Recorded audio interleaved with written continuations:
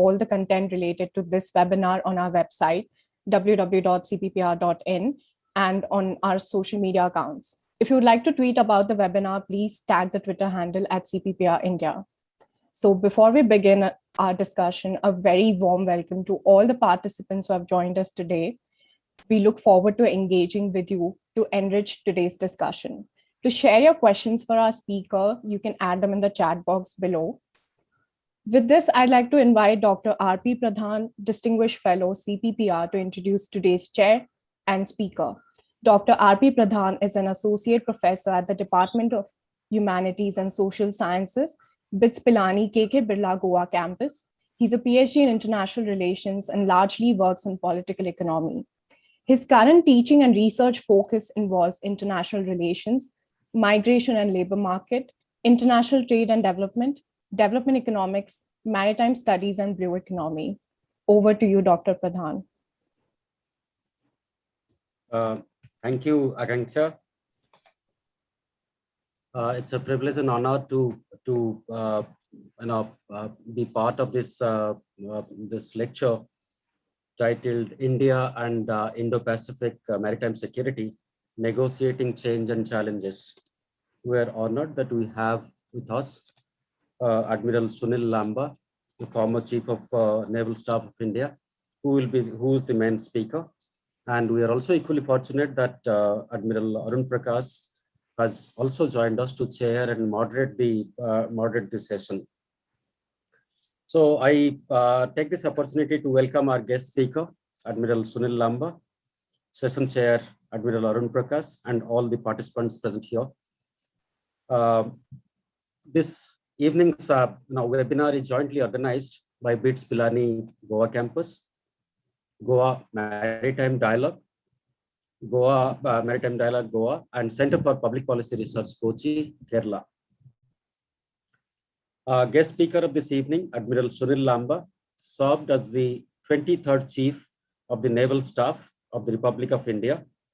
He was also the chairman of the Chiefs of Staff Committee and served as the Chief of Indian Navy for a period of 3 years, since 31st May 2016 to 31st May 2019. Currently, Admiral Lanba is the chairman of the National Maritime Foundation, which is the intellectual facet of maritime affairs of India. And hence, I would refer Admiral Lanba as a scholar soldier too. Admiral Lanba is an alumnus of the National Defense Academy, Khadak Wasla, the Defense Officers Staff College, Wellington, the College of Defense Management, Secunderabad, and the Royal College of Defense Studies, London. He has been a specialist in navigation and air directions.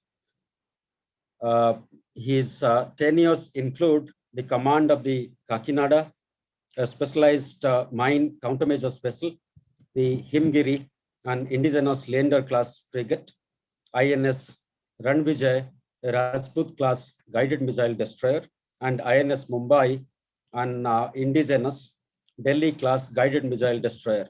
He has also been the executive officer of the aircraft carrier, the Virat, and served with great distinction as the Fleet Operations Officer of the Western Fleet.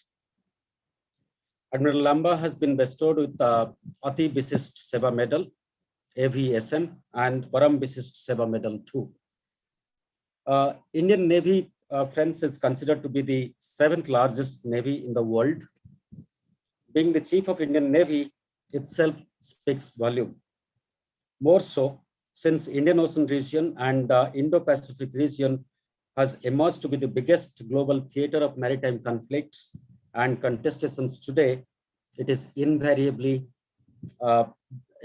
necessary that invariably it is beneficial to hear the security analysts of India. India has been a resident power in the Indian Ocean region. However, the rise of China has virtually distorted the international order in a big way. India indeed is in a big hurry to tie the loose ends to retain and expand India's naval outreach and ability, from Quad to several joint naval exercises like Malabar, Milan, Mitra Shakti, Mitra exercise, Vajra Prahar, and several of them, of course, and Indian Navy's goodwill role in entire Indo-Pacific region is a demonstration of resolve, capability, outreach, and goodwill. I'm reminded of a very prophetic observation by Sir Hufford John Mackinder. Sir Hufford John Mackinder was the one of the director of London School of Economics also. And back in 1943, at the peak of the Second World War, he was around 83 years old. And on the request of the magazine called Foreign Policy, he wrote the last article of his life. The very prophetic observation he had, and I take this opportunity to share the thought process that Mackinder had. This is what he's saying, that the monsoon lands of India and China will grow to prosperity with their 1,000 million people of ancient Oriental civilization. They will then balance the remaining 1,000 million people living between Missouri. Missouri is a river in US, and the Yangtze River, that's a river in Russia. Today, if we look at the happenings that are happening in the Indo-Pacific region, I think the whole world has converged in the Indo-Pacific region to redefine the scope and the direction and the maritime governance issues, conflicts, contestations, and all of that. What Mackinder observed somewhere more than 75 years ago in 1940s, today we see them happening brick by brick. This is exactly what is seen all around us. Role of India is critical in international order and stability. It is in this context, Admiral Lanba's lecture on India and Indo-Pacific maritime security, negotiating change and challenges, is a very topical theme and concerns all of us in India, as well as the international community or international order.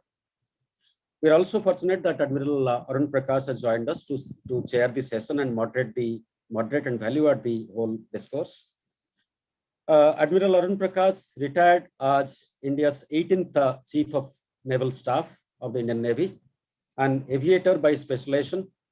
During his 40 years career, he commanded a carrier-borne fighter squadron, a naval air station, and 4 warships, including aircraft carrier INS Virat.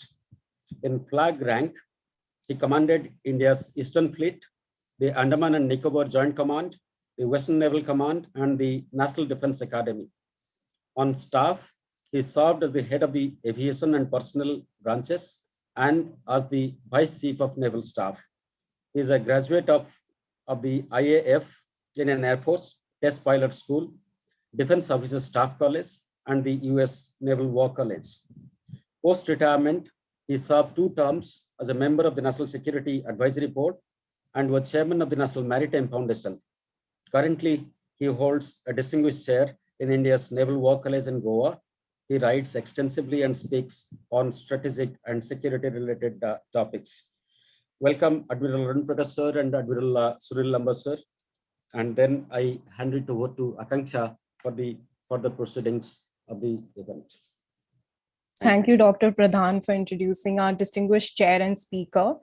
I would now like to call upon CPPR's chairman, Dr. Dhaniraj, to extend a warm welcome to everyone. Thanks, Akanksha. Good evening from Kochi, Kerala, to all those joined from across the country and from around the world. I'm Dhaniraj, chairman of CPPR, and it's my privilege to welcome all of you and especially our honored guests and speakers to this virtual event jointly organized by CPPR and BITS Pilani KK Birla Goa Campus and Goa Maritime Dialogues. I take a couple of minutes to introduce CPPR to those who are not familiar with our activities. Center for Public Policy Research, or CPPR, which is commonly known as, is an independent, non-profit policy think tank that is committed to in-depth evidence-based research of social, economic, and political matters with the objective of delivering actionable ideas and solutions. Based in Kochi, our engagement in public policy that began in 2004 has initiated open dialogue, policy changes, and institutional transformation in the areas of economy, cities and infrastructure, education, health, livelihood, governance, law, election studies, international relations, tech policies, and defense and security studies. Over the years, CPPR has worked extensively with various ministries, departments of government of India, different state governments, international organizations, and academy and civil society organizations on various projects and themes. You can find more on our activities and publications on the website, on our website, www.cppr.in. I also like to mention the active engagement CPPR has in international relations and security and defense studies. And under these broad areas, we have developed expertise in Indo-Pacific studies and maritime studies. CPPR collaborated with, recently, CPPR collaborated with Indian Council of World Affairs New Delhi to undertake a study on regional maritime security complexes, a project which is nearing completion. And recently, CPPR also partnered with the Monash University of Australia to work on ways to improve trade connectivity and maritime transport in the Indo-Pacific region. CPPR is also privileged to have the support and expertise of well-known experts in the maritime domain. Now I may step into my role of welcoming all of you present here online. It's my privilege to welcome Admiral Arun Prakash, PVSM, 18th Chief of the Naval Staff, Indian Navy, who shall be chairing today's event. In fact, with gratitude, I have fond memories to mention here. 16th quarterly lecture of CPPR was delivered by Admiral Prakash sir. On behalf of CPPR and everybody present here, I welcome you to this event. To deliver the distinguished lecture on India and Indo-Pacific maritime security, negotiating changes and challenges, we have with us Admiral Lanba, PBSM, the chairman of the National Maritime Foundation, and the 23rd Chief of Naval Staff, Indian Navy. Admiral Lanba, on behalf of CPPR, BITS, Pilani, Goa Campus, and Goa Maritime Dialogue, and also on behalf of everyone present here, I welcome you to the event. The key person who was instrumental in organizing this event is Dr. R.P. Pradhan, who is an associate professor at the Department of Humanities and Social Science, BITS Pilani, Keka Birla, Goa campus. He's also a distinguished fellow political economy at CPPR. It's my pleasure to welcome him to this event. Dr. Lawrence Prabhagar Williams, who will be delivering the concept remarks of today's lecture. He's an advisor to CPPR, and I'm also student of Dr. Lawrence while I was studying political science at Madras Christian College. He's a respected and well-known author, researcher, and professor of international relations and strategic studies. Dr. Lawrence was formerly with Department of Political Science, Madras Christian College. Sir, on behalf of CPPR and everyone here, I welcome you to this event. May also recognize the presence of Mr. P.K. Hormis Taragan, IPS, former Chief of R&AW, who is also an advisor to CPPR, Vice Admiral N.P. Muralidharan, 19th Director General of Indian Coast Guard, and he's also a distinguished fellow at CPPR. Dr. Vijay Shakuja, distinguished fellow at CPPR and former Director of National Maritime Foundation. Mr. Muralidharan Nair, senior fellow at CPPR and former Indian Consul in China. So there are many distinguished personalities present here. I welcome all of them to this prestigious event. And I extend a hearty welcome to all the participants who have joined us here on Zoom and also all others watching on YouTube Live. I welcome all of you once again to this. I'm sure this is going to be a very, very exciting evening for all of us. Looking forward to listening to both the speakers, speakers and also the chair. In fact, over to you, Agansha. Thank you, Dr. Dhaniraj. Before we start the discussion, I would like to invite CPPR advisor, Dr. Lawrence Prabhakar, to introduce today's topic.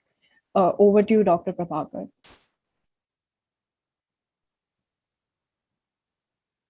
Am I audible? Yes, you are. Okay.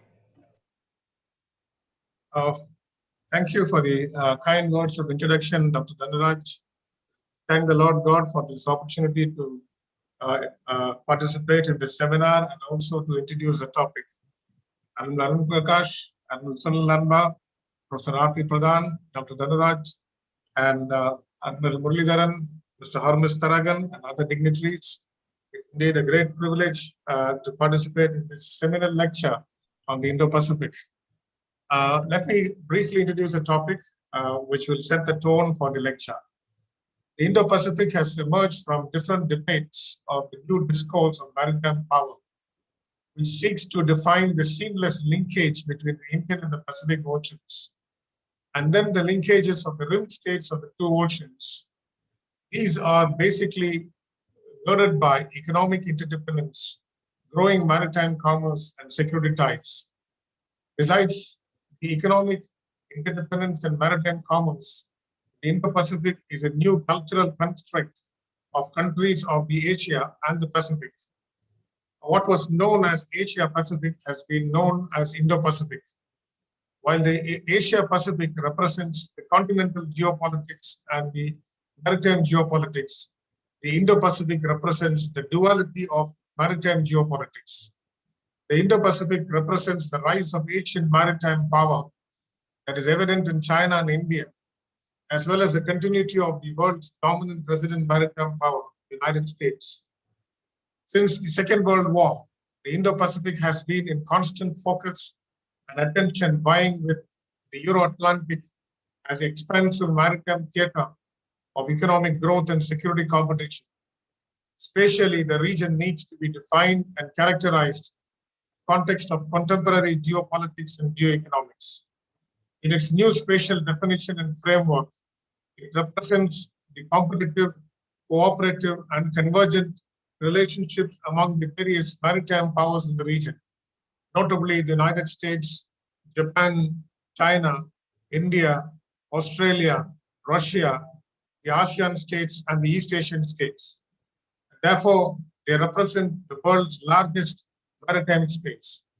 The region is representative of competing and converging dyads of three primary powers: the India-US, which is a convergent relationship; the US-China, which is a competitive relationship; and the India-China is again a competitive relationship. These are being churned in the maritime domain according to the various national interests that are vying with each other. Even as economic interdependence, maritime trade, commerce are intense between the three powers, the security competition for a dominant influence in the region has become inevitable. It is to be noted that the Indo-Pacific is also a high volatile region of nuclear and missile developments of several states, and quite often we find such forms of escalation and brinkmanship in the Korean Peninsula, with its attendant impact on South Korea, Japan, and the United States.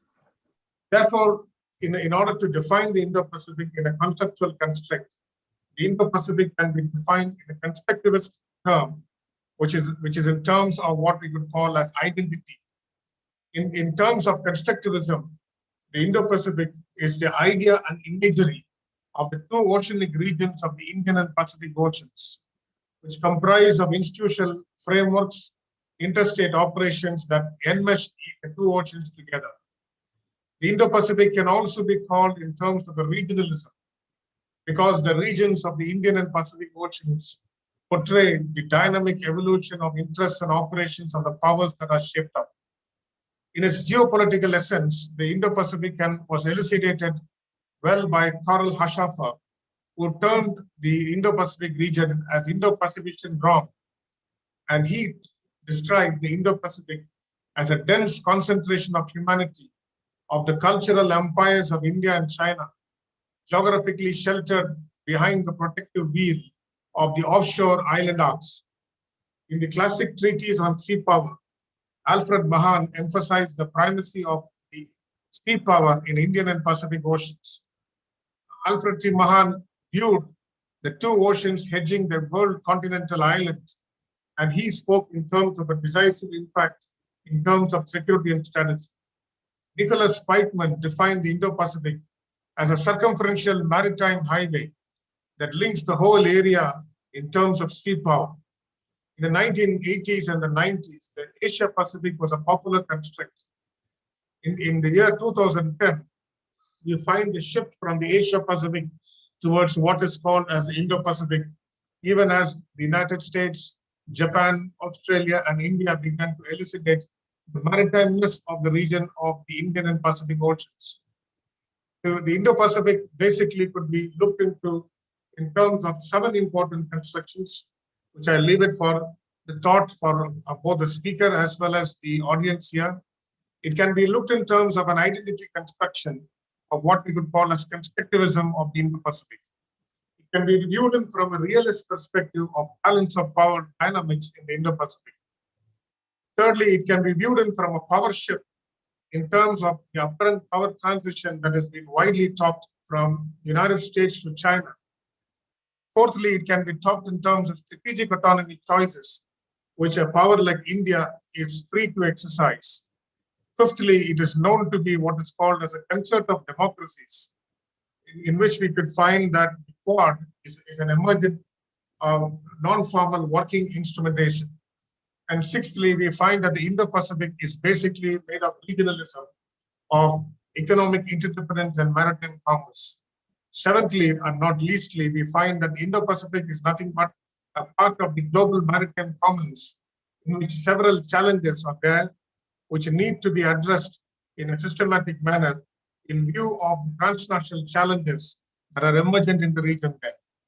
This is an interesting area of research and discourse, and therefore, let us look forward to listening to Admiral Lanba in terms of how he elucidates the Indo-Pacific in terms of navigating the dynamics of the region. Thank you for the opportunity. Thank you, Dr. Prabhakar, for summarizing today's topic so well. I will now hand over the proceedings to Admiral Arun Prakash for his opening remarks.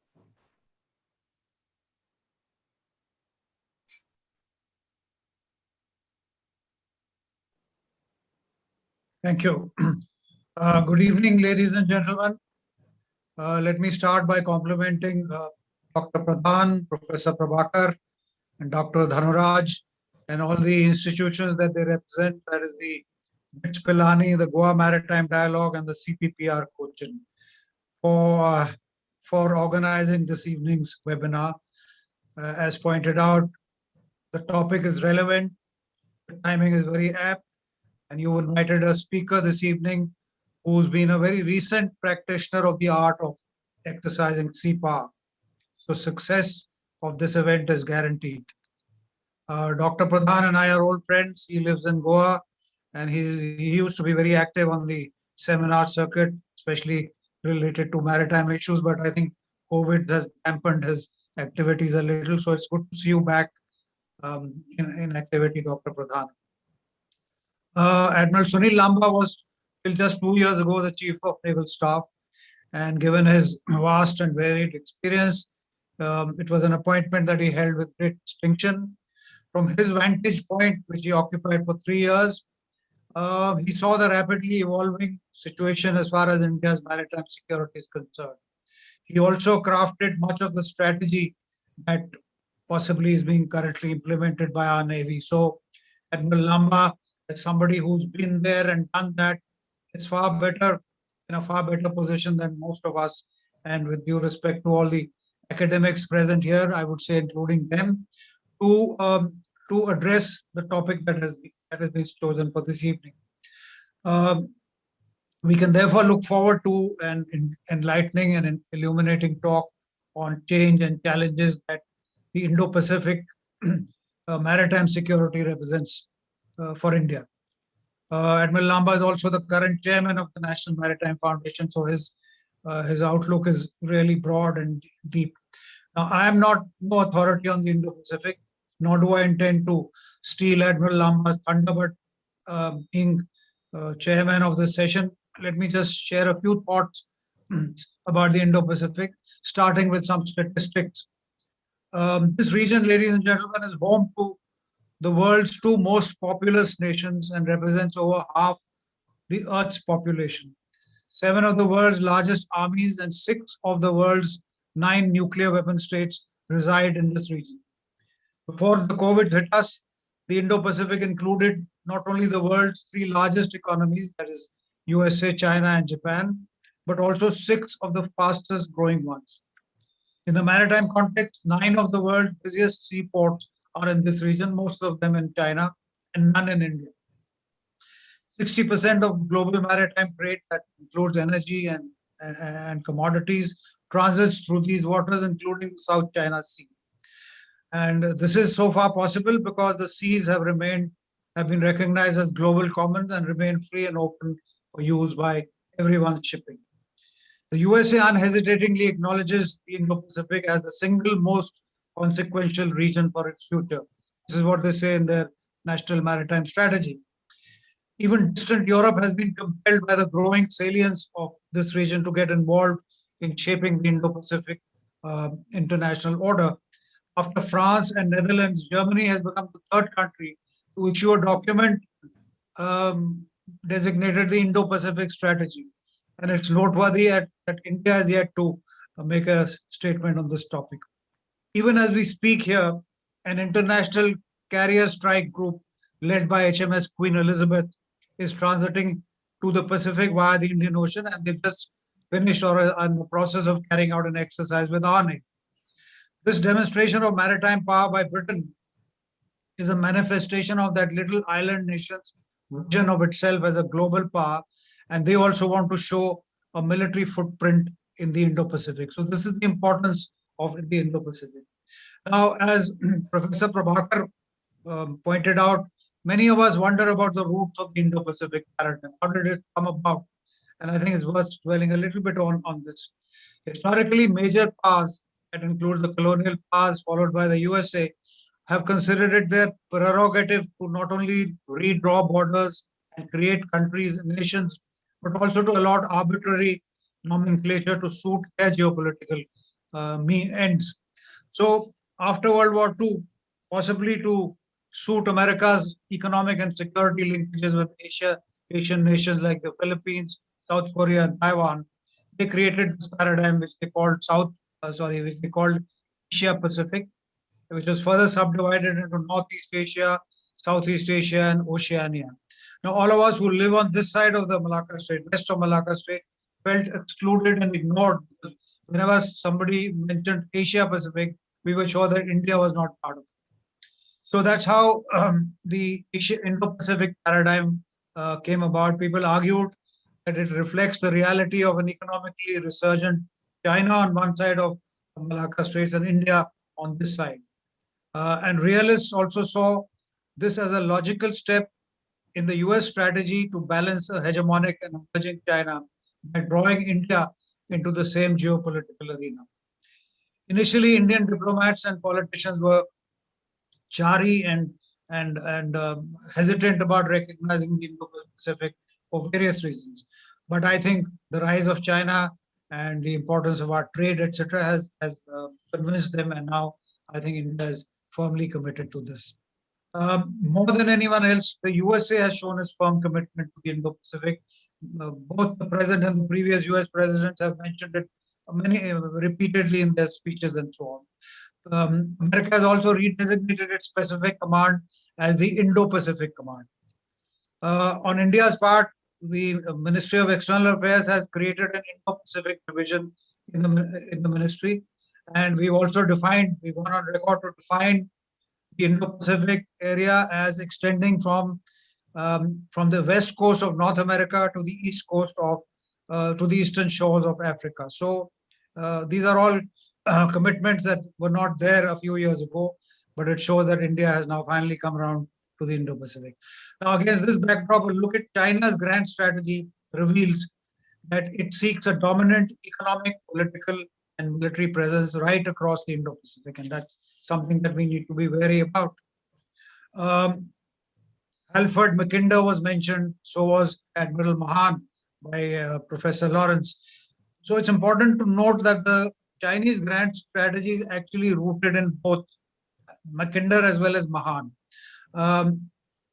Mackinder spoke about the domination of the Eurasian heartland, and Mahan used to talk about grand fleets controlling the trade and global sea routes, etc. So China's ambitious Belt and Road Initiative, through its internal network of high-speed railways, energy pipelines, and fiber optic cables follows Mackintosh's prescription of integrating Eurasia. At sea, Mahan's maritime wisdom has been implemented via the Maritime Silk Road, which cuts a huge swath across the ocean spaces from right across the Indian Ocean to the coast of Africa. Now, maritime power has been considered by the Chinese leadership not only as a protection against foreign hegemony, but also as a potent instrument for attainment of their political goals. Their grand strategy is therefore underpinned by a huge buildup of maritime power, comprising a merchant fleet, a coast guard, a maritime militia, a fishing fleet, a shipbuilding industry, and all these items that I mentioned are the biggest in the world. The most prolific shipbuilding industry belongs to China. The biggest navy in the world is China's. Against this background, let's look at scenario closer home. Our border problems on land go back to the 1950s when China annexed Tibet and became our neighbor with a 4,000 kilometer long boundary. The 1962 war created the anomaly of something that we have called the line of actual control. So instead of having a mutually agreed upon international border, we've got something called the LAC, which remained calm for many decades. But in the past few years, we've seen China's belligerence emerging, and which culminated in last April's attempt to unilaterally alter the status quo through massive military deployment, which still remains. Now, a decade before all this happened, China had announced its revanchist agenda via the 9-dash line in the South China Sea. And today, having weathered the COVID-19 pandemic with little economic, or at least little apparent economic impact, it has reaffirmed this belligerent agenda by its action in the South China Sea, in the Indian Ocean, and definitely in the Himalayas.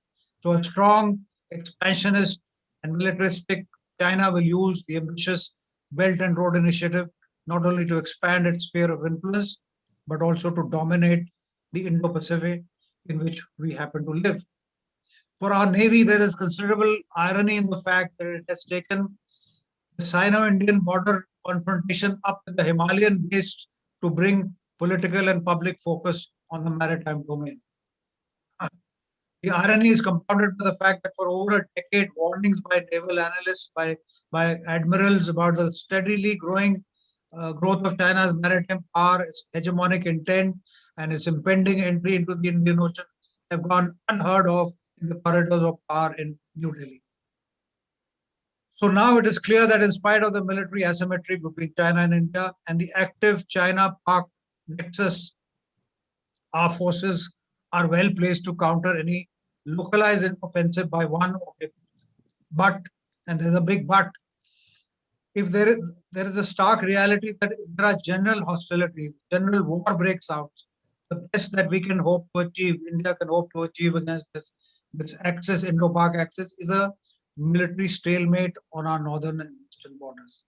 Under these circumstances, as we prepare for the long haul, India must bring to bear all elements of its comprehensive national power against our adversaries. That is the reason why attention has been focused on the maritime domain, where people believe that India has some options other than boots on the ground, which could reinforce our negotiating position. There are various options. I'm not going to dwell on them. Of course, one is the employment of some maritime templates which are already in existence, like the exercise Malabar, the Quad Foursome, etc. But there has been considerable ambivalence on the part of everyone when it comes to actually locking horns with China. In this context, I was very encouraged to read just last week that China has issued its defense white paper. And in the very first few pages, the defense minister says, China has continued its unilateral attempt to change the status quo in East and South China Seas. Raising of tensions is completely unacceptable. This is a blunt statement of facts, which India could very well make also, but we haven't done so. So I think we need to take a cue from Japan and rally this quartet of undecided democracies and create a consensus for ensuring a rules-based order.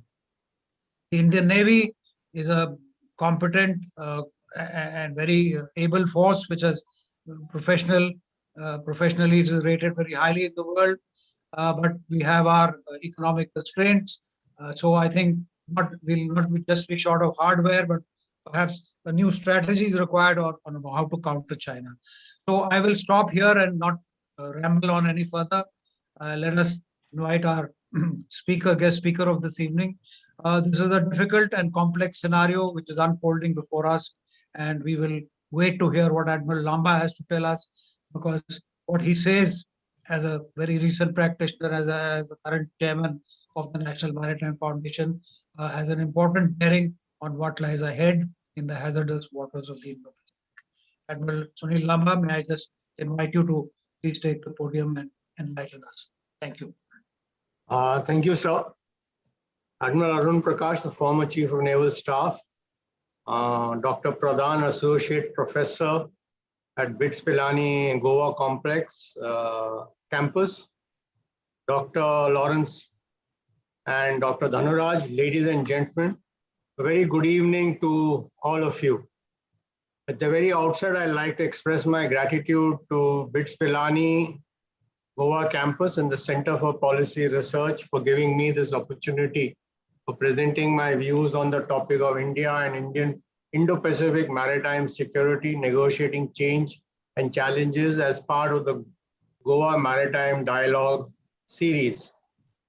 We are traversing challenging times, and as nations negotiate the COVID pandemic, I hope all of you are taking all the necessary precautions to remain safe and healthy. Coming back to today's dialogue, the topic, there is little dispute over the fact that the Indo-Pacific is characterized by multi-layered and multifaceted diversity, ranging from political, demographic, economic, environmental, and strategic, which have been impacted in various ways by the ongoing pandemic.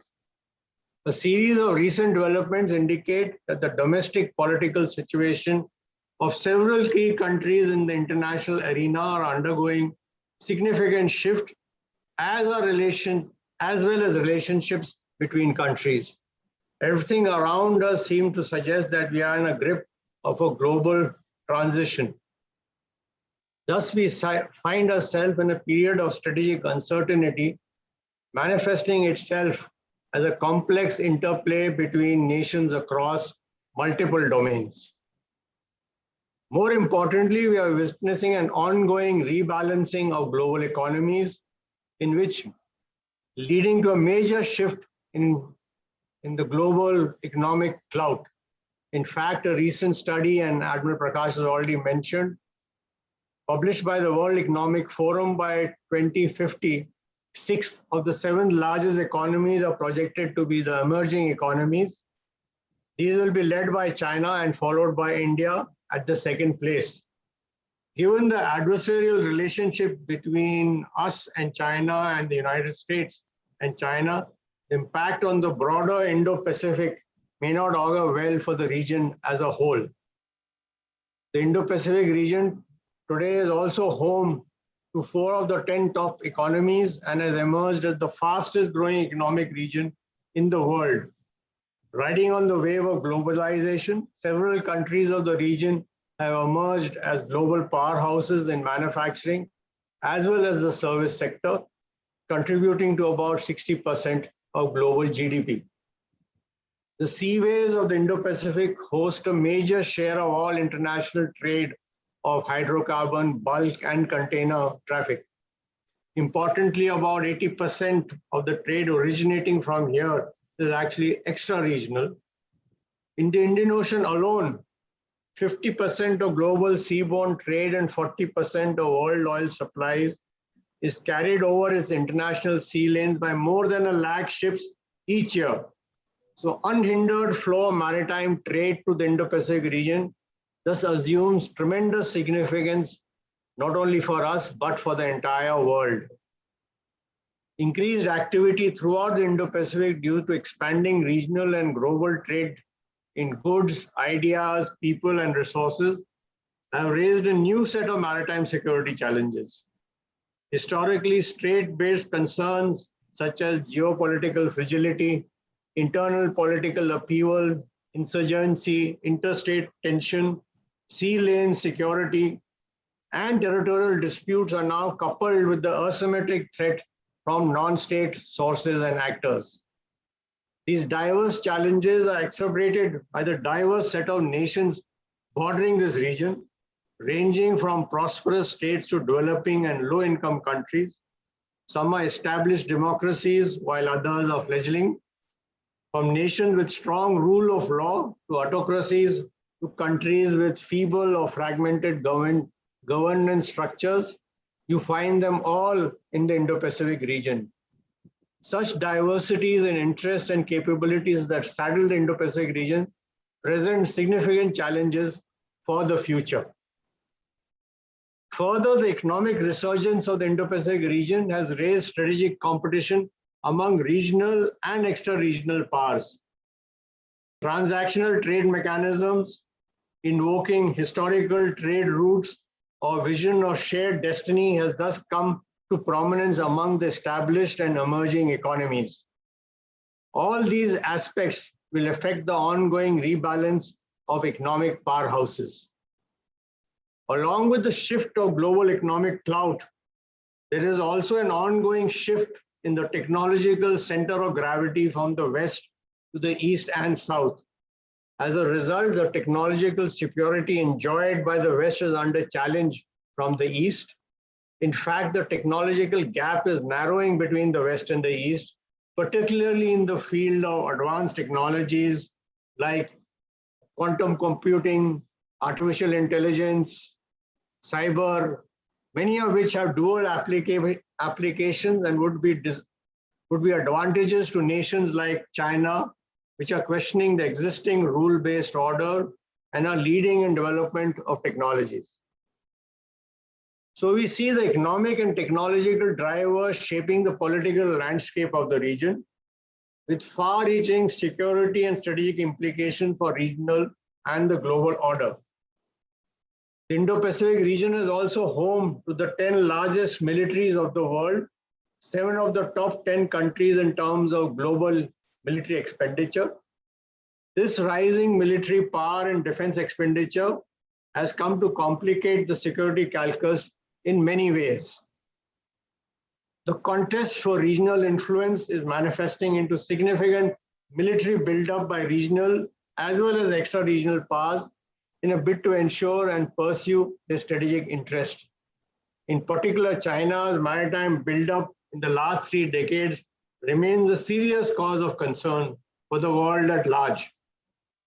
The People's Liberation Army Navy or PLA Navy modernization program appears to be proceeding at a rapid pace in consonance with the PLA's stated intent to become a global navy by 2050.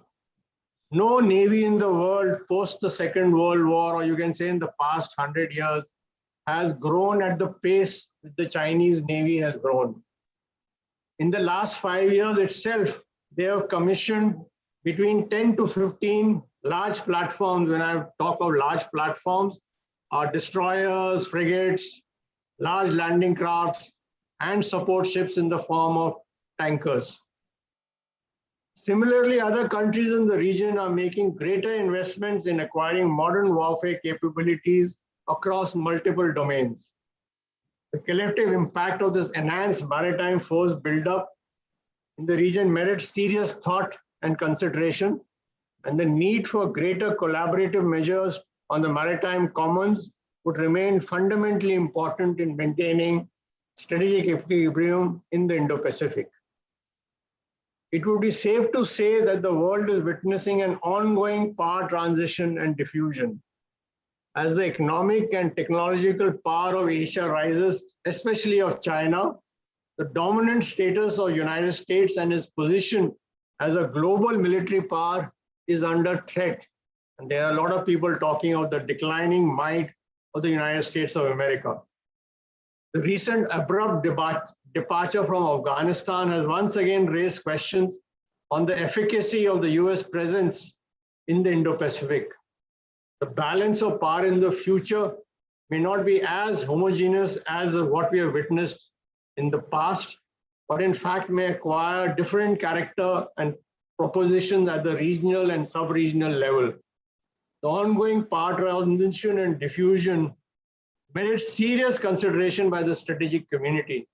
If you look at the growth of the Chinese Navy in the last, say, 30 years, and the United States Navy in the Western Pacific, the United States Navy or the 7th Fleet has remained stagnant, or in fact may have reduced in size and numbers. But the Chinese Navy has grown almost 3 to 5 times its size what it was. A crucial question is whether the current institution, mechanisms, and norms of international systems can adapt to accommodate this shifting balance of power. If they cannot, disputes will be more difficult to resolve, and these could escalate into conflicts. As the global space becomes more contested, it will become harder to forge internationally binding treaties, and non-compliance and subversion of international law are likely to increase. For example, the varying interpretation of UNCLOS places the most signed convention in jeopardy. UNCLOS is the convention which has been signed by the largest number of nations. If my numbers are correct, I think 164. Especially as nations seek more maritime jurisdiction based on sovereignty over disputed land masses and in search of more resources. Given the increasing quest for resources, particularly in the global commons, the extent powers may seek to enhance the position in the global order, which may trigger conflict. Essentially, the question for us is, would the increasing resource aspiration and sovereignty-based claim lead to more interstate and intrastate conflict?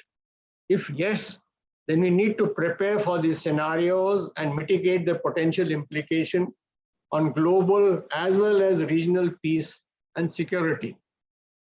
And lastly, as a result of increasing competition, there is a wide scope of regional instability. You see what is happening in the East China Sea, the South China Sea, on our LAC itself.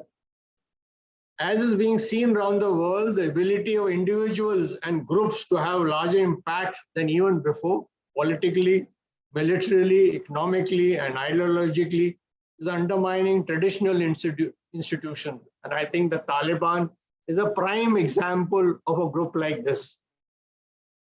Adding to these challenges is the increasing world population and societal expectations, which are leading to steep increase in demand for all resources, including food, water, energy, and rare earths materials.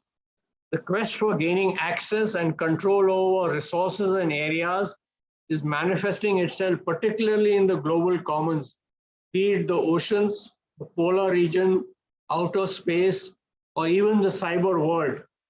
And maintaining freedom of action in the global commons and the status of global commons will thus be a vital objective for all like-minded nations. In addition to consideration of all these factors which I have elucidated, the impact of climate change, particularly from the prism of environmental, society, and economic aspects, will play an important role. More often than not, you're having the entire year annual rainfall in a matter of a couple of days. In the world at large, you can see what is happening in the last fortnight in Europe, in China, and in our own country. It can be said that the term Indo-Pacific has assumed ascendancy in the larger global public debate, and we see many differing views amongst friendly nations and strategic partners. In 2018, in his keynote address at the Shangri-La Dialogue, our Prime Minister, Shri Narendra Modi, spoke of a free, open, prosperous, and inclusive Indo-Pacific region, and one that is founded upon a cooperative and a collaborative rule-based order. This approach has a high degree of consensus and acceptability amongst many like-minded nations. For India, the Indo-Pacific is a geographical area that stretches from the east coast of Africa to the western shores of America. A large area, hence the importance of the word inclusive, which has been used only by India in airing its Indo-Pacific outlook and position. The Indo-Pacific is too vast an area to be measured with one yardstick. It is dominated by a maritime environment, the contours of which vary and change across sub-regional areas contained within. The best example I can give of the variances of the maritime environment is of the Indian Ocean region and the South China Sea, two important sub-regions of the Indo-Pacific. This region therefore encompasses a plethora of risks, challenges, and threats, as well as avenues of cooperation and collaboration. There will, of course, be convergence, which when identified and analyzed would aid building avenues of cooperation, which would be in the spirit of Sagar, of security and growth for all in the region, even if there is divergence on the understanding of the approach to the term Indo-Pacific. With this backdrop, let me take this opportunity to briefly cover India's regional and global outlook. Let me start from the concept of Sagar, or security and growth for all in the region, which is a cornerstone for all our endeavors and outlook. First voiced by Prime Minister Modi as India's outlook, especially for regional engagement, the region itself was not defined. The reason for this is that the concept of Sagar can be applied anywhere, and India has applied its in its outreach, in its policy of neighborhood first, the Act East policy, and in view of the Indo-Pacific through the lens of the Indo-Pacific Oceans Initiative, or IPOI. To further the outlook of free, open, and inclusive Indo-Pacific Oceans Initiative as tabled by the Prime Minister at the East Asia Summit in 2019, which is designated to create a safe, secure, and stable maritime domain, within which collective and collaborative mechanisms need to be created to conserve and sustainably use the domain and safeguard the ocean, fairly share resources, reduce disaster risk, and promote free, fair, and mutually beneficial trade and maritime transport. The IPOI is thus an initiative with considerable promise, as it is an open global initiative and can draw on the existing regional cooperative architectures and mechanisms to focus on its 7 central pillars. And these pillars are maritime security, maritime ecology, maritime resources, capacity building and resource sharing, disaster risk reduction and management, science, technology, and academic cooperation, and trade connectivity and maritime transport. The inclusivity part is supported by the fact that 4 nations have come forward to take the lead on several of the 7 pillars. India on maritime security and disaster risk reduction and management, Japan on connectivity, France on ecology, and more recently, Australia on ecology, and France on maritime resources. There is ample space for all nations to maneuver in the Indo-Pacific, and IPOI provides a suitable platform. As we delve deeper into the pillars and work out methodologies to optimize emergent gains, I am sure we will find that each of these 7 pillars would need support from more than just the lead nations. Hence, I return to the term inclusive. More nations need to come on board, and as I said earlier, there is space for all. It is evident that nations are approaching the IPOI from a lens of holistic maritime security. Let me clarify what I mean by this. Holistic maritime security is not limited to traditional military or hard security alone. It encompasses all multifarious facets of collective or common maritime security, like economics and environmental security. In short, all aspects that can further the progress and growth of a nation and its people. This aspect, you will agree, is of vital national interest of all nations. So considering that holistic maritime security is the key to the stable, secure, and peaceful maritime environment, then there is a need for working together towards laying a bedrock of a strong security arrangement in the Indo-Pacific. there has been renewed focus on issues maritime. Admiral Arun Prakash has written a number of articles over the last couple of years on our maritime blindness. Fortunately, we have started engaging in a number of dialogues with like-minded nations and on a number of platforms, and there has been focus on issues maritime, but we still have a long way to go. We have formats like the Quad, the much talked about. There are 2+2 dialogues at the ministerial levels between defense and foreign ministers together with a number of nations. There are maritime dialogues with a number of nations. There are staff talks between navies. The Indian Navy is engaging in staff talk with over 20 navies at the moment. And the Indian Navy over the years has played key role in placing countries in a maritime neighborhood at the heart and soul of a larger Indo-Pacific engagement. We have seen the inclusion of Australia in the Malabar exercise, which was long pending. And what has happened on the LAC has forced us to take this decision to include Australia and Malabar, and the Quad also gaining center stage. Like it or not, the Malabar series of exercise and Quad will be symbiotically connected, and this is an aspect we need to accept and work on.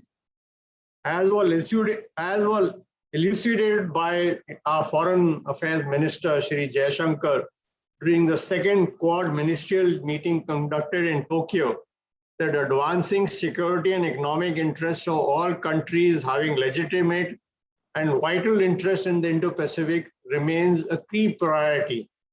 We therefore need to work together and formulate in a broad sense the structure, intention, and goals of the Quad. Apart from the participation of the Royal Australian Navy in the 2020 edition of Malabar series of maritime exercise, an important facet is addition of operational drills and exercises, as well as logistic support and underway replenishment, which can be viewed under the recently concluded bilateral cooperation agreement between us and the United States, the famous LEMOA, with Japan, with Australia. We have a logistic agreement with Singapore. We are close to signing an agreement with Russia, and there are dialogues going on with a few other nations. These will extend the reach and sustaining power of our Navy at the world at large. These are cooperative mechanisms that are fructified after intense discussions and are product of like-minded approaches to enhance stability, ensure security, and preserve peace. It is perhaps time to start considering an expansion of Quad to accommodate nations who can aid in maintaining a free, open, and inclusive Indo-Pacific region under ambits of rule-based international order. I'm not saying you expand the membership of Quad, but the Quad can engage with other like-minded nations in something like a plug and pay on issue based. Another effort to address threat and challenges has been the establishment of the International Fusion Center at Gurugram by the Navy in 2018. It is a part of a national commitment towards achieving collective maritime security in the Indian Ocean region. It is a collaborative construct which works with partners and includes countries as also international agencies.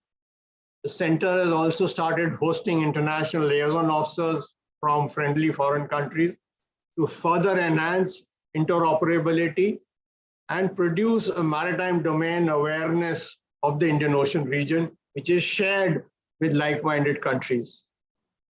Also, the Navy's initiative of the Indian Ocean Naval Symposium, IONS, has also enabled constructive dialogue among navies of the Indian Ocean region. It is indeed heartening to see that this initiative has evolved into a leading maritime organization of the Indian Ocean region. The results of various workshops and exercises by the working group on HADR, headed by the Navy, has seen timely response to disasters, especially cyclones, whose frequency has increased. But the IONS could have achieved much more, in my opinion, than the 10 decades it has been in existence. The Indian Navy has remained mission deployed and combat ready across the IOR, continuously maintaining peak combat readiness and high tempo of operation in spite of COVID-19 related challenges. The Navy's contribution is in Operation Samudra Setu towards repatriation of our distressed citizens from IOR countries and providing medical and logistic assistance to our neighbors in the IOR as part of Mission Sagar is laudable. The handing over of a Kilo-class submarine to Myanmar is amongst one of the several such measures that have been taken over the past few years to boost both maritime capability and capacity of our friendly neighbors. Such outreach will play a pivotal role in strengthening maritime security and cooperation in the region. The Navy thus continues to be the first responder and the preferred security partner in the IOR. No discussion in the Indo-Pacific will be complete without looking at China in more detail. China is the elephant in the Indo-Pacific region. As the national power of China has grown over the past 2 decades, and now under the leadership of President Xi Jinping, China has become very aggressive in her behavior and approach to achieving her strategic goal. An indicator of this is the 1st July speech during the centenary celebrations of the Chinese Communist Party. China's aggressive approach in the South China Sea, the East China Sea, and on the LAC are clear indications of an intent to change the status quo. China is a signatory to a number or to majority of international treaties, say for example, the WTO, UNCLOS, but cherry picks the rules and regulations without abiding by them, and as far as she is concerned, it is win at all cost. The maritime path followed by China can be seen in various defense white papers, the 2015 paper on military strategy and the way it behaves in the real world. An analysis of the 11th white paper, especially the paper on military strategy, endorses the fact that China's stance has been consistent in its pursuit of maritime supremacy. China seeks a larger role for herself in the Indo-Pacific and the world, with emphasis on building itself as a maritime power, maintaining continued presence in relevant seas, including the Indian Ocean region, and taking action to contribute to regional and global security, to military presence and cooperation. Though the last part of cooperation is now becoming restricted to a few nations, notably Pakistan, South Korea, and perhaps Turkey, China seeks to equate itself with the United States and has named its principal threats as the United States, Japan, the activities in the South China Sea by other nations, terrorist activities in East Turkmenistan, and the separated tendencies in Tibet. However, we must also remember the reunification of Taiwan will always be one of the main national interests of China after the first tasking of the PLA, which is to ensure the survival of the Communist Party of China. Hence, the focus on local war under informalized condition. In the maritime context, China would pursue a policy of active defense by shaping a favorable strategic environment while maintaining deterrence and a defensive posture for conflict. China knows the importance of the sea and oceans for stability and development, and hence we see a strong emphasis on guarding its maritime rights and interests, the sea lanes of communication, and overseas interest. Hence, China is looking beyond offshore water defense to open sea protection. And to achieve this, China is striving to build its maritime power based on a combined, multifunctional, efficient combat force structure. This is evident from the reorganization of the PLA, especially the establishment of their theater commands and centrality of the Central Military Commission and command and control chain. In the maritime domain, the PLA Navy will continue to maintain military presence in relevant sea area with an emphasis on the security of Chinese sloop. The combined maritime power of Chinese Navy, Coast Guard, and the maritime militia is huge. Numerically, the Chinese Navy is the largest in the world. They are the largest Coast Guard, the largest maritime militia, and it wields its muscles in the South China Sea and the East China Sea. They almost own 25% of global merchant shipping. They produce 41% of all merchant ships built in the last year. And in times to come, they'll be owning close to a third global shipping. So they have a huge merchant fleet also. And majority of their goods will always Chinese flag bottom.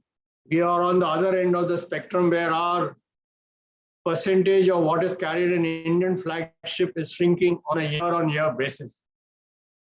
Ladies and gentlemen, I would end by stating a few takeaways for your consideration. The Indo-Pacific region is becoming widely recognized as the global center of gravity, whether in terms of economic interaction, demographics, transnational security challenges, or the strategic balance. Unhindered flow of maritime trade through the Indo-Pacific region is one of the primary security concerns of all global consumers and countries. From a maritime security perspective, the unprecedented development in Indo-Pacific as a concept could not have been possible in an insulated environment. The region's critical role as a prime mover of global economic progress makes it strategically and highly important agenda for regional as well as extra-regional power. India has always supported the very essence of freedom of seas, upheld the inherent attributes of navigation as a global right. Implicit in India's policy and strategy has been the desire for free movement of people, goods, services, and investment across the region. Security of slocks, freedom of navigation, availability of port infrastructure, and non-discriminatory access to markets are some of the issues that ensue from this approach. As this requires the involvement of many stakeholders, the recent news regarding the appointment of a national security coordinator who will work under the National Security Advisor and also be an advisor to the Government of India on security maritime issues is a step in the right direction. The geopolitical strategic eminence of the Indo-Pacific region is here to stay. In the foreseeable future, the maritime construct of the region would continue to shape global economic and security paradigm. Hence, the need to preserve peace, promote stability, and maintain security across the waters of the Indo-Pacific. Given our interest in the region, it is only natural for India to seek a stronger maritime position. The inclusive approach, strategic vision of the Indo-Pacific was best summed up by our External Affairs Minister while speaking at the Indian Ocean Conference in Malé, in which he remarked, the Indo-Pacific naturally means different things to different powers, but is undeniably a priority for all of them. For India, it is a logical next step after the Act East and breakout from the confines of South Asia. In the end, I would once again like to thank BITS Pilani and the Center for Policy Research for this opportunity and wish all of you continued success in your future endeavors. Thank you, Jai Hind. Thank you, sir.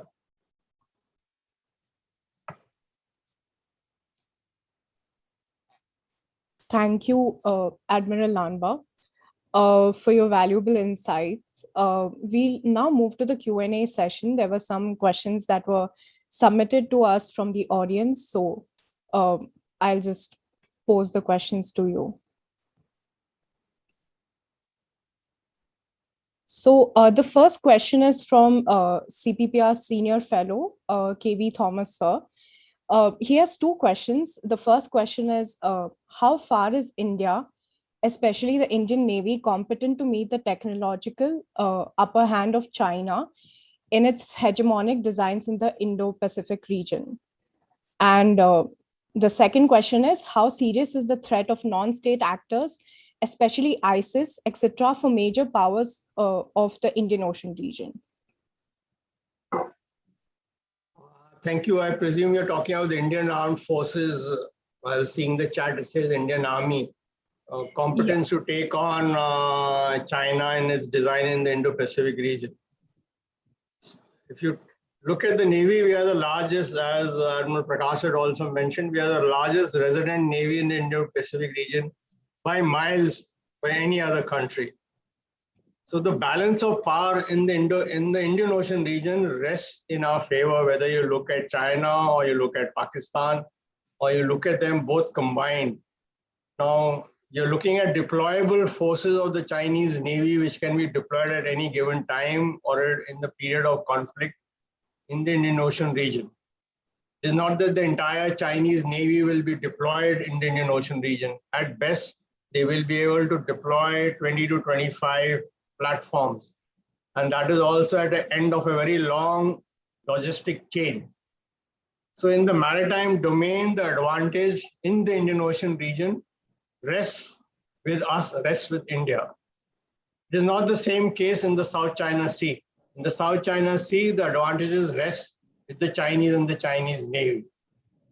So if you're looking at the Indian Ocean region, and as Admiral Prakash had also said, on the land border, at best, we will reach a stalemate. We will not have this thing or that we will retake Ashkai chain and all that is not likely to happen. We do not have the military capability to execute an offensive like this. At best, we will fight a defensive war and maintain the status quo, which is enough. If we can maintain the status quo on the land border, it will be a victory for us and a defeat for the Chinese. So, and in this, I think the Indian Armed Forces is well capable at the moment. But the point is the Chinese economy is 5 times us. Their defense budget is 5 times Indian defense budget. So the gap is only growing between the national capabilities of the two nations. We need to seriously look at additional defense spending and budget to build up capabilities of the Indian Armed Forces.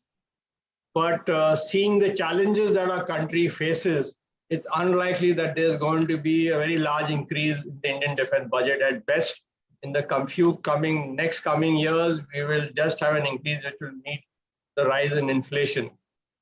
If the economy starts to grow at 8 to 10%, then I'm hopeful in the years to come that the Indian defense budget will also grow and we'll be able to build military capabilities at a much larger pace. As far as the question of threats of non-state actors, especially ISIS, in the Indian Ocean region, in the maritime domain, is remote.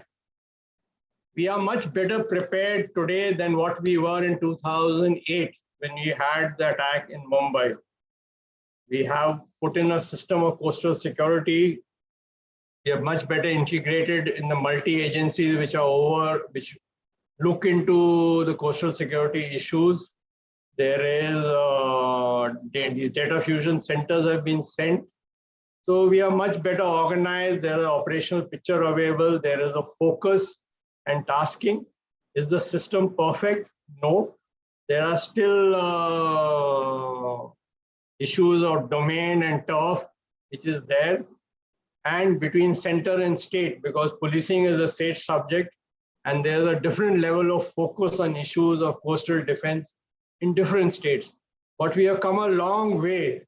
Like in 2019, for the first time, for the last 2019, and in the beginning of this year, also in 21, we were first time we were able to conduct a pan-India coastal security exercise involving all the agencies, the Navy, the Coast Guard, and all the states on the coast.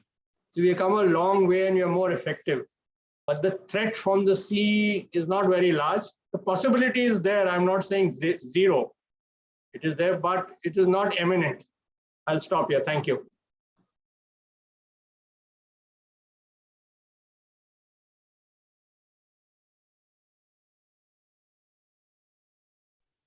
Yes. Thank you.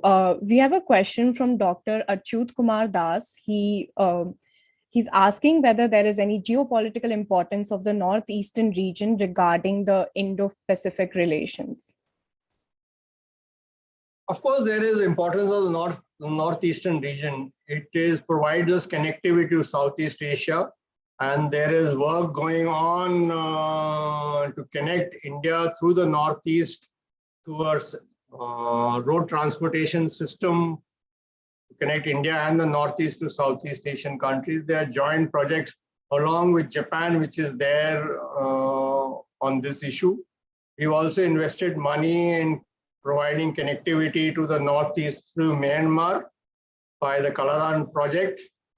Also, with the present government in Bangladesh, which are more inclined towards Navy. Earlier, prior to our partition, prior to 1947, the whole Northeast was an integrated transportation system. There was no Bangladesh at time. You had rail networks, you have a riverine networks, which went through Bangladesh. So that is also being revived. So the connectivity of Northeast to the rest of the India and of India through the Northeast to Southeast Asia is something which is the focus of the government of India, and projects are underway at the moment. Thank you. Thank you. We have a question from Swam Prakash. He asks, could you please suggest how best can we engage with Africa and strengthen our footprint militarily with the specific role of Indian Air Force and Indian Navy? See, there's been engagement with the East African nations on a number of avenues. One is in majority of East African countries, there's a large expat Indian community, which you see what has happened in South Africa at the moment in Durban with the rioting which has taken place, and especially expat Indians and their businesses have been impacted. So there's a community. So there are historical linkages between all East African nations and India. The Indian Armed Forces, and especially the Indian Navy, has worked to build capacity and capabilities of East African navies. So we have a long-standing engagement with Kenya, with Mozambique, and I was the first Chairman Chiefs of Staff of India to visit Mozambique after close to 70 years of us being independent. So there is a growing engagement with Mozambique, with Tanzania. So we have helped build capability and capacities. We are also working with Mauritius to expand our reach. We have invested in infrastructure there. There's also a dialogue going on with Seychelles to expand our reach and deployability of Indian forces. And the logistics agreement which we have signed with France gives us an opportunity to use the French infrastructure which is there in Reunion Island. So along with all this, we have expanded our reach and sustainable capability in the western reaches of the Arabian Sea. At the same time, we have helped build capability and capacity by providing hardware, and more importantly, by providing a very large training infrastructure and facilities to the armed forces of the East African nations. Thank you. Thank you. So the next question could be answered by either of you. It is a question from Nitin. He says that India aspires to become a global power and sit on the high table in the United Nations. But till date, we are yet to decide our theater commands and their power distribution along with their jurisdiction, except for Andaman and Nicobar Command. So what's your take on this? If Admiral Arun Prakash could answer or. So please go ahead, sir. Yeah, thank you. Well, from whatever I know, I mean, one only has access to media discussions. This issue is under active consideration of the chiefs, the CDS. I think just yesterday or today, the Chairman Chiefs of Staff Committee chaired a meeting between the three chiefs to thrash out the final issues relating to theater command. So I think theater commands are on the way. Perhaps in the next few days, we'll hear an announcement. So there's nothing to worry about. I mean, the question seems to express some kind of apprehension. But the very fact that since 1st of January last year, Many reforms in the Indian Armed Forces have been triggered off. Firstly, we've constituted a Chief of Defense Staff, the Department of Military Affairs. The Prime Minister has said that he wants the armed forces to become joint. And whether we make theater commands or joint commands or whatever, something is going to happen. But this is not a magic wand that you just wave and tomorrow you have, fully formed for organizations. This will take time to settle down. China started their process in 2015. They're still sort of groping a little bit. So the process has started.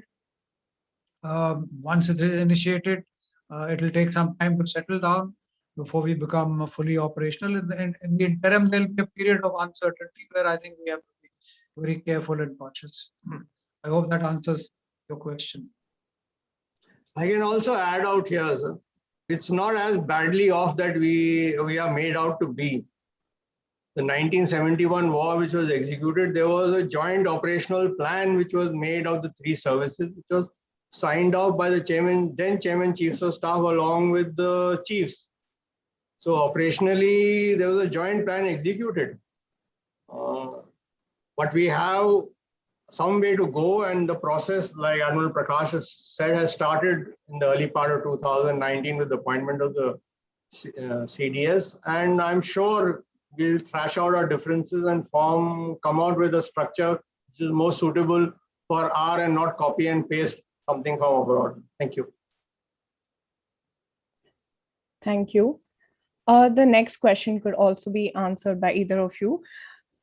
This is again by KV Thomas, sir. He asks, how far will international agreements and conventions such as UNCLOS and lobbying by India and other friendly countries help checkmate the hegemonic designs of China in South China and East China seas? So you like go ahead, to Sunil, go ahead. See, I think one of the prime roles which Quad can play is we have a rule-based order. Most of the rule-based orders and international conventions and treaties have come about post 1945 after the Second World War under United Nations. Okay. With the growing might of China and their so-called talk of 100 years in humiliation, they have been trying to change the status quo. I think, in my opinion, one of the prime roles which the Quad can play is the future rule-based orders and treaties should be made by the international community and not by Beijing.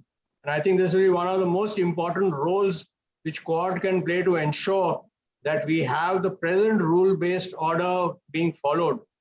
The UN, say the UNCLOS treaty, which came out in 1982, came out with deliberations of over a decade.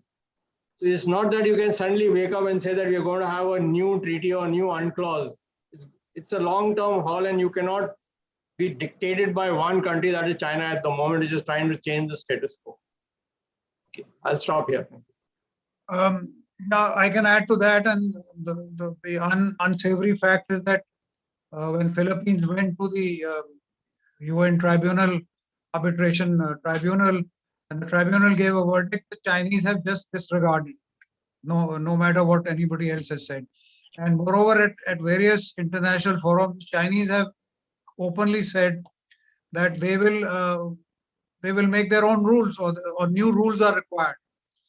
So, which brings us to the point that if China does behave in an arbitrary or belligerent manner, as it is with India on our northern borders, what is it that we can do?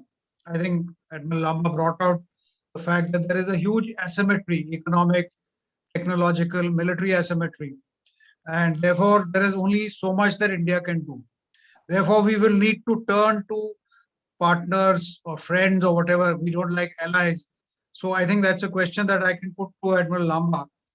That, in your opinion, both as the former chief and the chairman of the NMF, how much do you think that the Quad has been utilized so far by India to assist in its endeavors to sort of preempt China, because each Quad member has at different points of time expressed certain amount of diffidence. Australia tried to do something, they've been wrapped on the knuckles by China.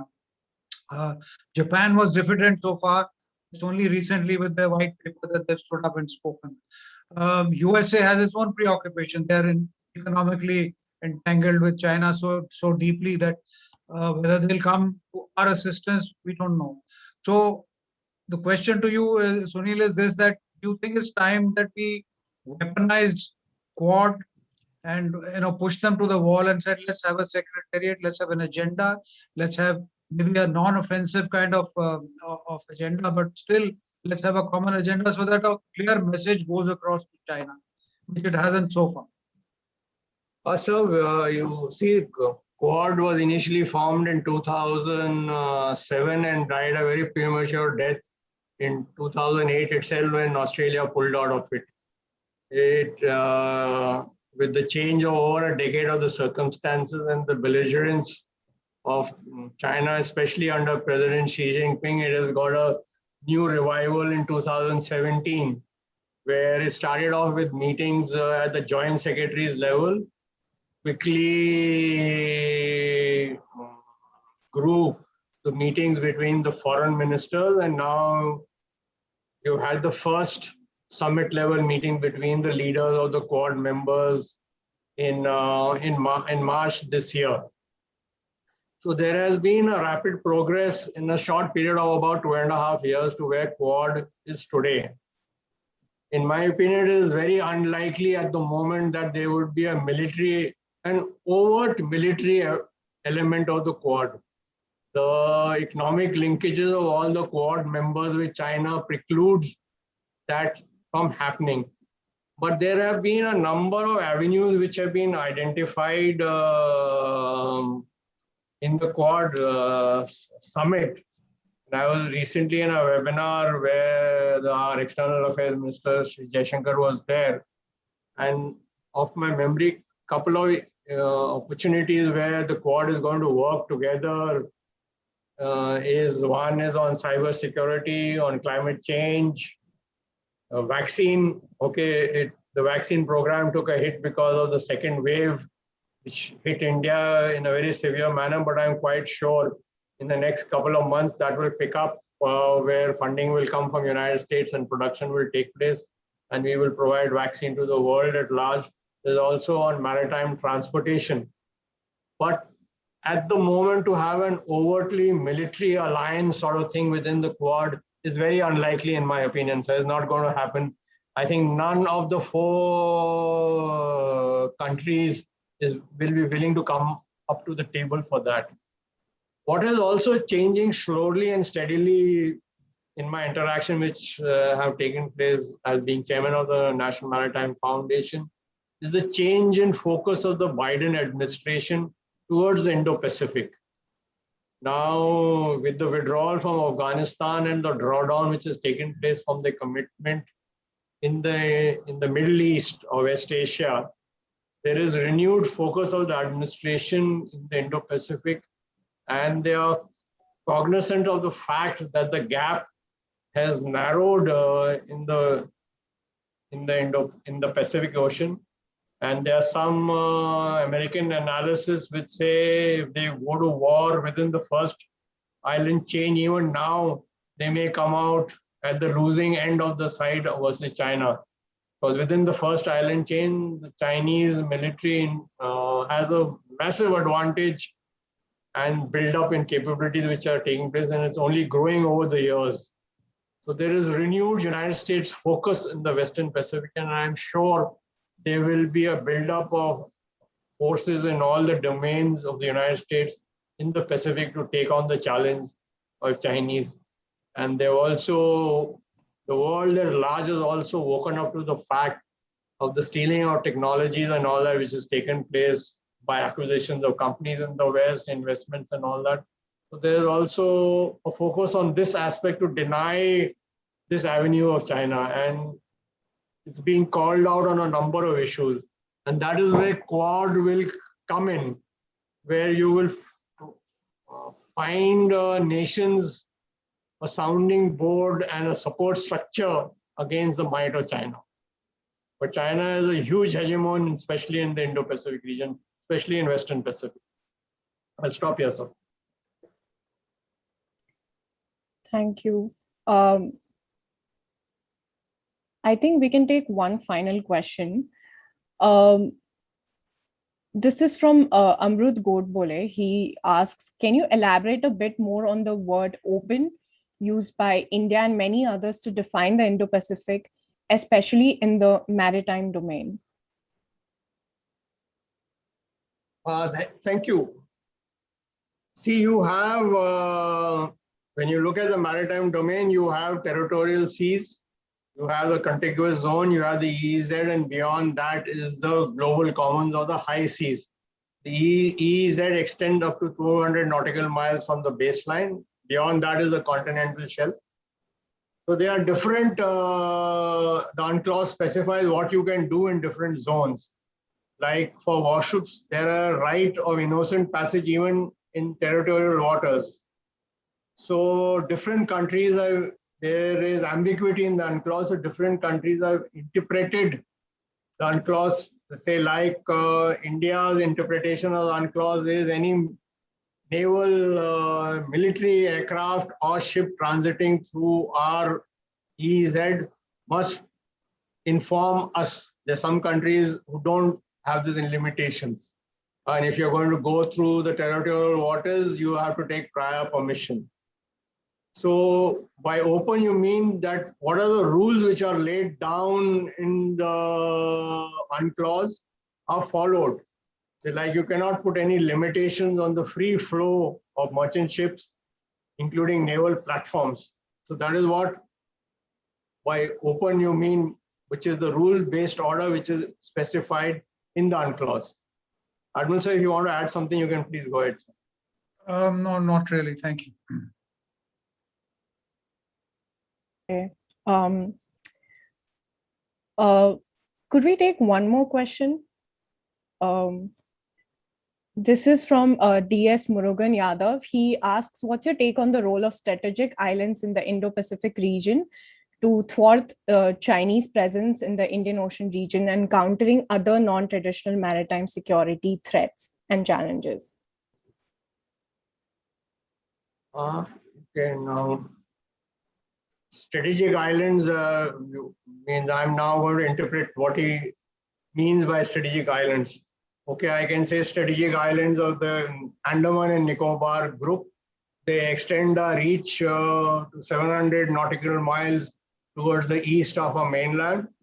You have strategic islands in the, say, like Diego Garcia, which is a strategic island where the Americans have a huge facility. There is a dispute now which is there. Even the United Nations has ruled against Britain for illegal occupation, but that island is on lease, but that provides a strategic facility.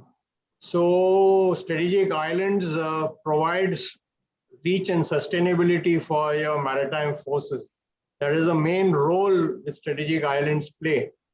And we are investing in facilities in different corners of the Indian Ocean region to expand the reach and sustainability of our maritime forces.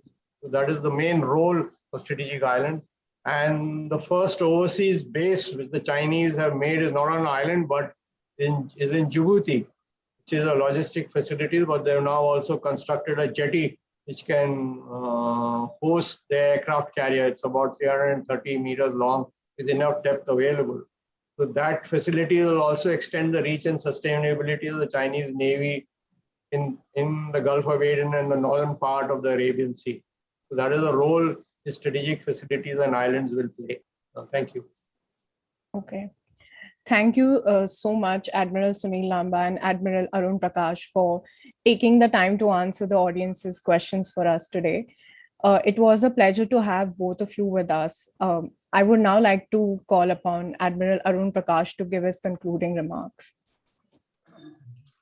Well, as expected, given Admiral Lamba's background as a former chief, recently retired, and as a current chairman of National Maritime Foundation, he's given us a comprehensive overview of the vast space that's occupied by the Indo-Pacific.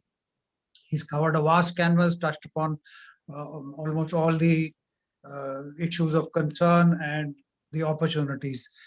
But I'm afraid there is a lot to be concerned about. While we can be optimistic and look at things like Sagar, and we are also supposed to be a net provider of net security in the Indo-Pacific. But the way things are panning out, the way our economic situation is at the moment looking quite grim, one doesn't know how much the country can afford to spend on defense, and within defense, how much the army will spare for the navy, because the threat right now sitting at our doorstep is a land-based threat. So if the navy wants any more funds, it will have to fight a bitter battle. Our third aircraft carrier, by the way, I hope our first aircraft carrier has sailed out of Cochin Channel this afternoon. I'm not clear, somebody in the audience may know. But our third aircraft carrier has already been disapproved by the Chief of Defense Staff. And I think we need to be quite clear. The Chinese have from time to time said that they want to create a world order which suits them. And if required, they will rewrite the rules. We'll probably have a UNCLOS 4 in the next few years where they will dictate the terms. So we have to remember that, and we have to fight them, not fight them, but at least oppose China on different fronts.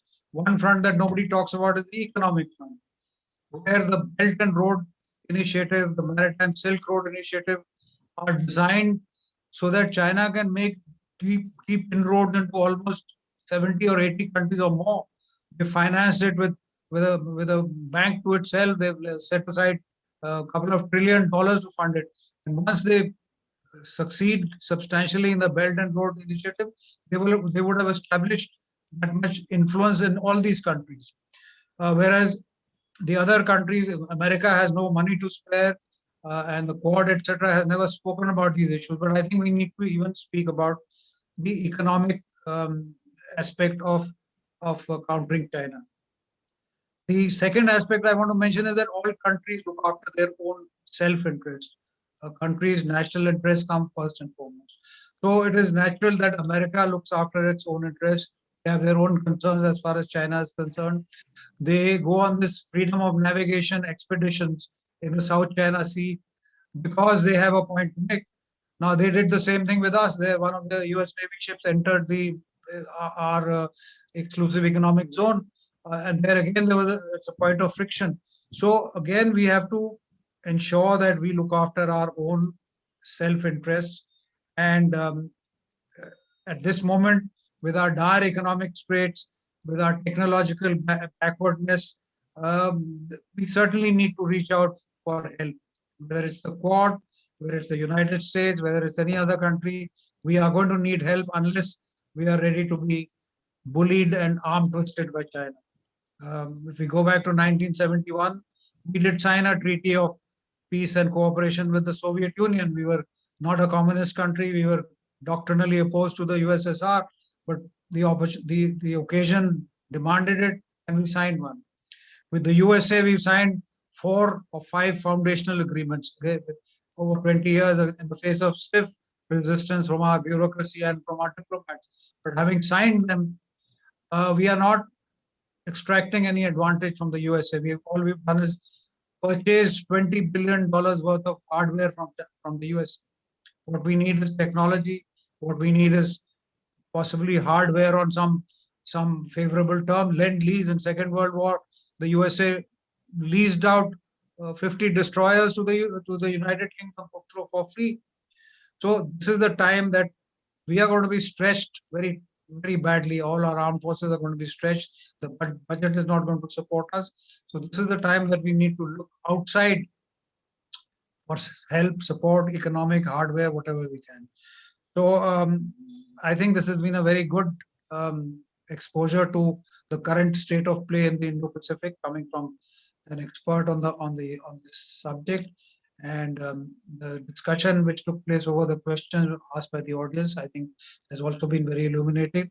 So all that remains is for me to thank Admiral Sunil Lanba for sparing the time, and to thank the organizers of this webinar for having taken the trouble to do so.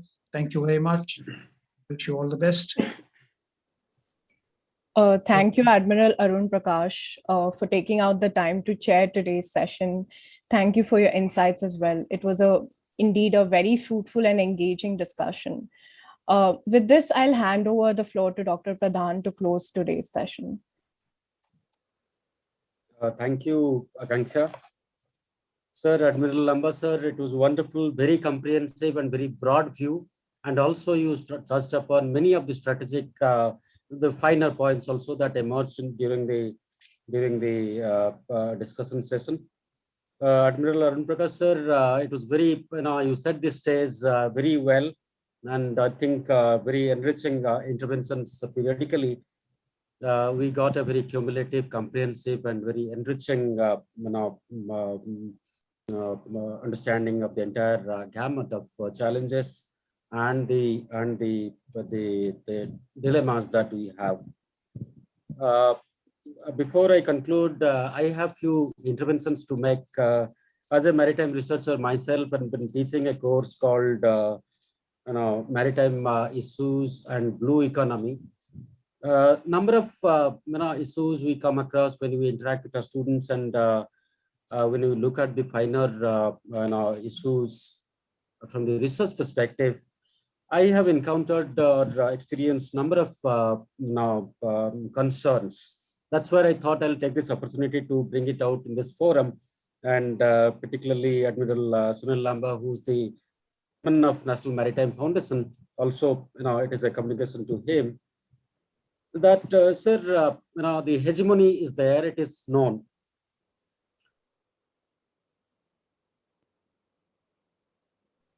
Sir, you're on mute. Oh, I'm sorry, by mistake. Chinese hegemony is there, and that's where I think Professor Graham Allison, he talked about what he called it as the Thucydides trap. That when there is a new power that rises in the town, there is tension, there is stress, and there is the outcome that is expected, which can be conflict-ridden. That's quite obvious. So what choices we're left with is that two choices. One is that we grow our own capacity building. That's what we're trying internally. And also at the external front, we're trying to build friendship, collaboration, squad, and all that, joint military exercises and all that. But there are few, missing links. I feel, in my opinion, they might have to be given little, credence. First thing is that we are a land power and also a maritime power. We have a large coastline, and all our international trade, export, import, and huge life supporting processes are also involved through our coastal areas. But if we look at critical maritime resource centers in India, we have very limited number of maritime resource centers in India. We have many as far as oceanography or Antarctic Center or number of them, but they're all several platforms miles away from each other, and there is no integration. We have 6 maritime universities, but they are not resource centers. I'm afraid they're not resource centers. They're rather shipyards or those kind of. Such a large country, and we are expected to play a very, very responsible and growing role in the international order towards its stability. And maritime front is one of the challenges sector, critical sector, and we do not have serious research institutes in India who will have a cumulative profile on that. So possibly, I think, sir, your institution can look at this whole issue. Second thing is that the maritime sector is largely confined to the specialized people, professionals, or the fishermen, or those who are in the field. If we look at the university or schools, colleges, curriculum, the issues of maritime affairs are not covered at all. And that's where I think somewhere it may have to be incorporated into the academic system, so that there is greater amount of familiarity about the finer issues of issues and opportunities as well. Second point I wanted to make is that we are doing also equally good naval diplomacy. We are trying to reach out to Maldives, the island chains, the fourth and fifth island chains, and then in number of collaborations. We are in Chabahar and we are in Oman, and number of things we are doing. But in the process, if we look at the larger umbrella of the international order that is in transition, we see the BRICS, and there's a BRICS bank. We see China, and it has its own AIIB, Asian Infrastructure Investment Bank. It's a Chinese bank to create a funding channel for the BRI project and the larger investment ideas and all that. In my opinion, I think we are a lead country, resident power in the Indian Ocean. I think for our own strategic identity and expression, we must also think of in terms of Indian Ocean Bank, which might connect to Maldives, the island chains, East African countries, in terms of development planning. Now, one of the advantages China has taken is that China has exploited the poor countries in terms of predatory funding, brought them into debt trap, and then exploiting the whole process towards a hegemonic approach.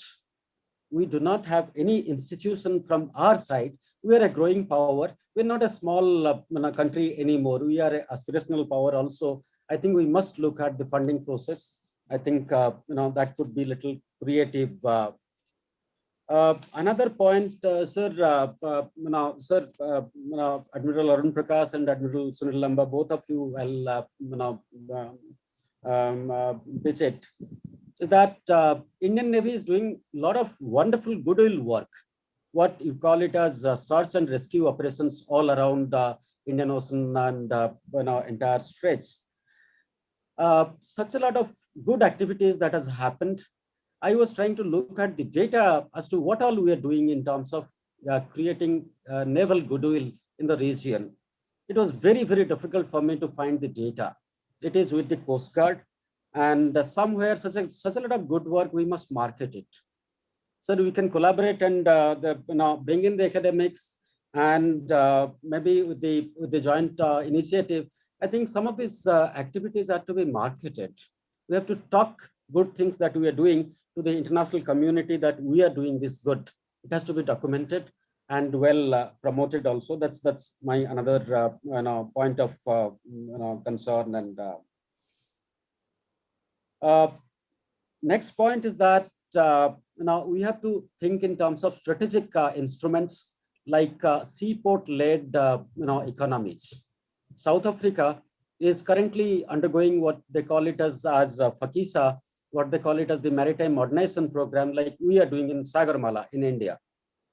So, if at all we think of South Africa location-wise, it's a gateway for us to Latin America, and possibly we can think of creating what we call a port-led economic instrument called customs union. In economics, we call it as customs union. It is a what you call a like NAFTA or any other economic tool that will give the member countries the privilege of trading with each other in a more beneficial manner. And what perhaps that will give us the benefit is that it will expose us to South Africa's current customs union they have with the neighboring countries, and it will open us in a beneficial bilateral or multilateral way to the East African economy as a whole. And blue economy is also emerging as a rising concept. I think Gunter Pauli has talked about many alternative issues, alternative ways through which you can utilize and take advantage of blue economy to create jobs, to create opportunities. And I think we must, explore blue economy orientation of India strategy, and a position paper on that possibly may have to be critically looked at.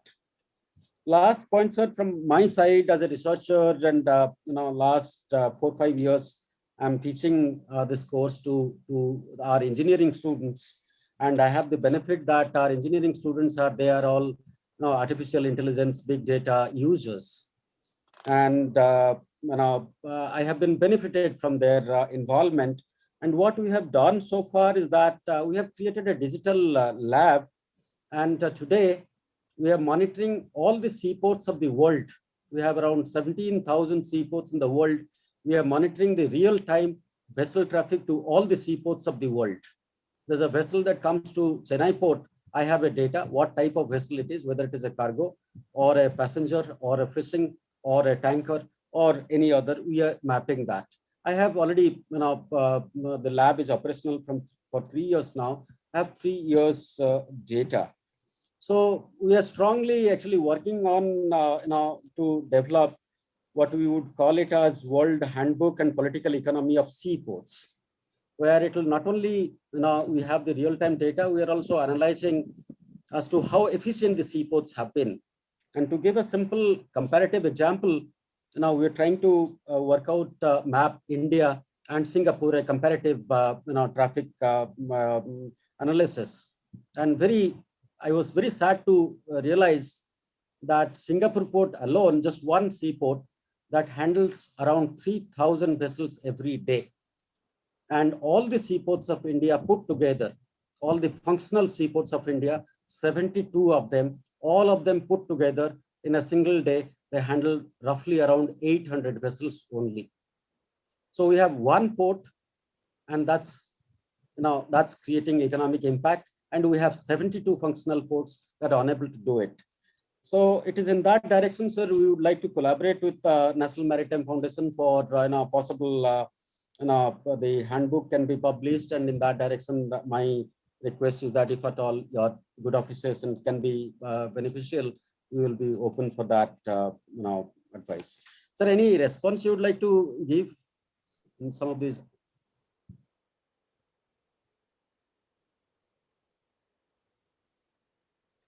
So your microphone is muted.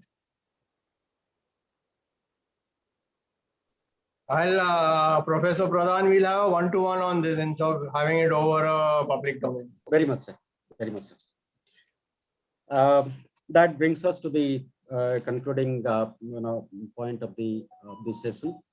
I take this opportunity to thank Admiral Sunil Lanba for a very comprehensive, very broad approach to the Indo-Pacific nuances, and also he analyzed the finer details also.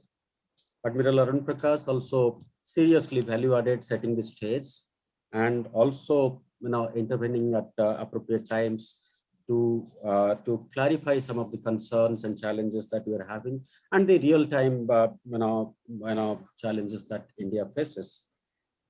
Thank you, Admiral, for the time and space to join with us in this webinar. I thank Center for Public Policy Research, CCPR, for partnering with this event. And Goa Maritime Dialogue we had initiated sometime in 2016, and a series of dialogues like this we have had earlier. This is one more edition, and some more we are planning. It will come up in the coming times. We will announce for that. I thank all the participants, those who spent time, joined from all over India, and also asked a number of questions. Thank you very much. I think it helped us to connect with each other, and also open up the issues, concerns pertaining to the maritime sector, the Indo-Pacific region as a whole. And with that, I thank everybody present here for the wonderful session enrichment that we had. Thank you very much. Akanksha? Yes, sir. Thank you, Dr. Pradhan. Thank you, everyone, for attending today's session. I will now close the proceedings. Good evening and goodbye. Thank you and stay safe. Yes. Thank you. You too, sir. Thank you.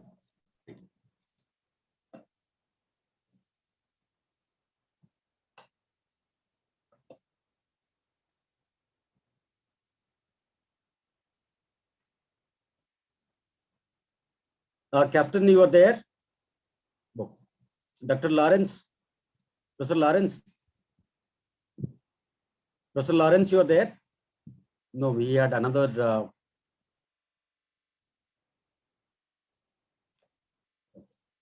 So we'll disconnect.